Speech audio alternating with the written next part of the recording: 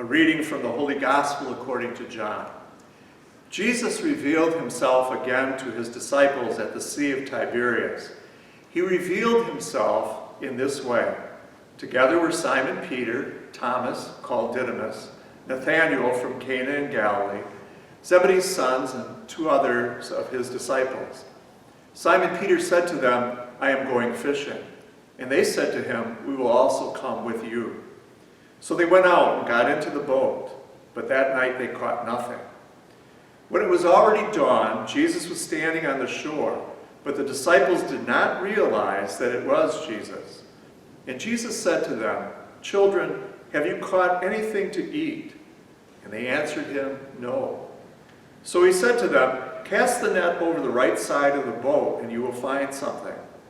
So they cast it, and were not able to pull it in because of the number of fish. So the disciple whom Jesus loved said to Peter, "It is the Lord." When Simon Peter heard that it was the Lord, he tucked in his garment, for he was lightly clad, and jumped into the sea. The other disciples came in the boat, for they were not far from shore, only about 100 yards, dragging the net with the fish. When they climbed out on shore, they saw a charcoal fire with fish on it and bread. And Jesus said to them, "Bring some of the fish you just caught." So Simon Peter went over and dragged the net ashore, full of 153 large fish. Even though there were so many, the net was not torn. And Jesus said to them, "Come, have breakfast." And none of the disciples dared to ask him, "Who are you?" because they realized it was the Lord. Jesus came over and took the bread and gave it to them, and in like manner the fish. This was now the third time Jesus was revealed to his disciples after being raised from the dead. We remember that Peter, James, and John were fishermen. That was their daily task. That was their profession. And we remember how Jesus called them to be his disciples, how they had left their nets and came and followed him. And probably never picked up a net again until this particular gospel. And once again, after the death and even the resurrection of Jesus, it was almost as if people were going to go back to their same way of life. We remember how Mary Magdalene wanted to cling to Jesus. We call to mind the disciples on the road to Emmaus as they were going to go back to whatever their daily existence had been like before the death of Jesus. And then here too, they began to do what was familiar to them. And so they went out fishing. And Jesus calls them again, as he had in the first place. Now he is calling them, feeding them, strengthening them for a witness that they are to give following his ascension, to go forth and to proclaim his death and his resurrection, the good news of his salvation for all people.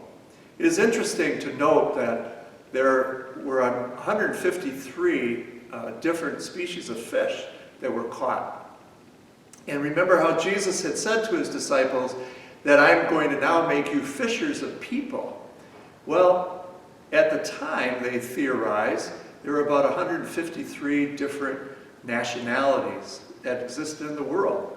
And so this was one of those signs, as Jesus said, you will be fishers of men, that they were to go forth and to witness to the gospel and to help people to come to realize Christ as the way and the truth and the life.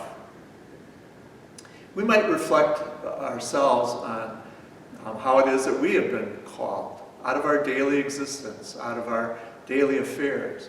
How does Jesus touch us in the midst of our daily existence? How is it that he calls us to be his witnesses as well? If we look at the pattern of each of these resurrection stories, we see that there is an encounter that people have with Jesus Christ, the risen Lord.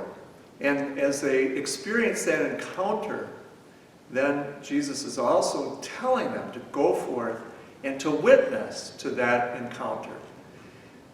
We can remember how there is a call through Unleash the Gospel by our Archbishop, in which there is a realization of that same kind of pattern in our lives, that as we encounter Jesus Christ, we're invited to share that story of our encounter with him in faith, witness to it for the sake of others.